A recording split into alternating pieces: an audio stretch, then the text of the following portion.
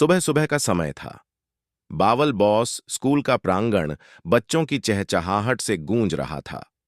आज प्रार्थना का दिन था। सभी बच्चे अपनी अपनी जगह पर ऐसे खड़े हो गए जैसे किसी ने उन्हें फ्रीज कर दिया हो। कुछ आंखें बंद किए हुए थे, कुछ खुली आंखों से अपने दोस्तों को घूर रहे थे और कुछ चुपचाप अपनी नाक में उंगली कर रहे थे। प्रिंसिपल सर, जिनकी आवाज इतनी तेज थी कि कभी कभी स्कूल की खिड़कियां भी हिल जाती थीं, माइक पर आए। हे ईश्वर, हमें शक्ति दो, ज्ञान दो। उनकी बुलंद आवाज ने प्रार्थना शुरू की। बच्चे भी उनके पीछे तो दोहरा रहे थे, लेकिन सच कहूं तो ज्यादातर बच्चों के लिए यह बस एक रस्म थी। जैसे घर में मम्मी पापा रोज सुबह डांटते हैं और आप बस हां हां करते रहते हैं। उनके दिमाग में या तो कल रात देखी पोगो पर कार्टून फिल्म चल रही थी और वो सोच रहे थे कि छोटा भीम लड्डू कैसे खाता है, या फिर आज दोपहर के खाने में आलू पूरी मिलेगी या कड़वी लौकी। ये सोचकर ही उनकी आत्मा कांप रही थी। नवीन कक्षा का आर्यन भी उन्हीं में से एक था। प्रार्थना के शब्द उसके कानों में पड़ तो रहे थे, लेकिन उनका कोई मतलब उसे समझ नहीं आ रहा था। उसे लग रहा था जैसे किसी ने पुराने जमाने का रेडियो चला दिया हो और उस पर सिर्फ खर्र खर्र की आवाज आ रही हो। उसके बगल में खड़ा रोहन भी कुछ ऐसा ही महसूस कर रहा था। वे दोनों एक दूसरे को देखकर ऐसे मुस्कुराए जैसे पूछ रहे हों, कब खत्म होगी ये आफत। रोहन ने तो एक बार आंखें बंद करके हल्की सी खर्राटे की आवाज भी निकाल दी थी, जिसे सुनकर आर्यन अपनी हंसी मुश्किल से रोक पाया।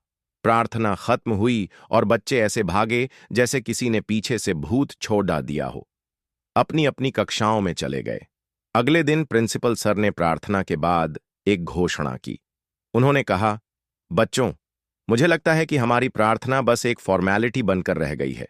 हमें इसके पीछे के अर्थ को समझना होगा। यह सुनकर सभी बच्चे हैरान रह गए। कुछ बच्चों ने तो सोचा कि प्रिंसिपल सर का दिमाग खराब हो गया है, क्योंकि अब तक उन्हें यही लगता था कि प्रार्थना तो बस एक गाना है जिसे गाना है और फिर भाग जाना है। प्रिंसिपल सर ने आगे कहा, आज से हम हर शुक्रवार को एक प्रार्थना चर्चा करेंगे। इसमें हम प्रार्थना के शब्दों पर बात करेंगे और समझेंगे कि उनका हमारे जीवन में क्या महत्व है। पहला शुक्रवार आया। प्रिंसिपल सर ने प्रार्थना के पहले ही शब्द हे ईश्वर, हमें शक्ति दो को उठाया। उन्होंने बच्चों से पूछा, आपको क्या लगता है, हम किस शक्ति की बात कर रहे हैं?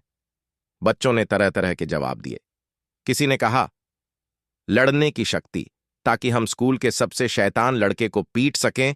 तो किसी ने कहा, बहुत सारा होमवर्क एक रात में करने की शक्ति, ताकि अगले दिन खेल सकें।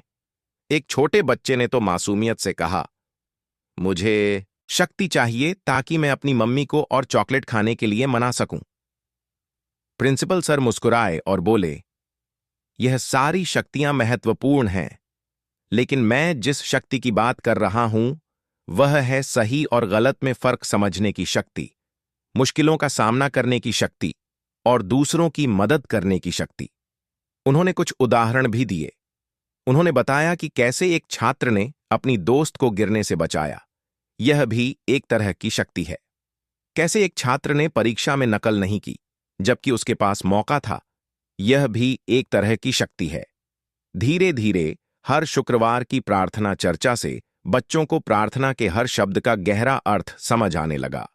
अब प्रार्थना उनके लिए सिर्फ शब्दों का दोहराना नहीं रही थी, बल्कि वह उनके अंदर एक नई सोच और ऊर्जा भर रही थी। आर्यन और रोहन भी अब प्रार्थना को ध्यान से सुनते थे और चर्चा में बढ़ चढ़कर हिस्सा लेते थे। उन्हें अब प्रार्थना एक खूबसूरत धुन लगने लगी थी, जो उनके जीवन को सही राह पर ले जा रही थी।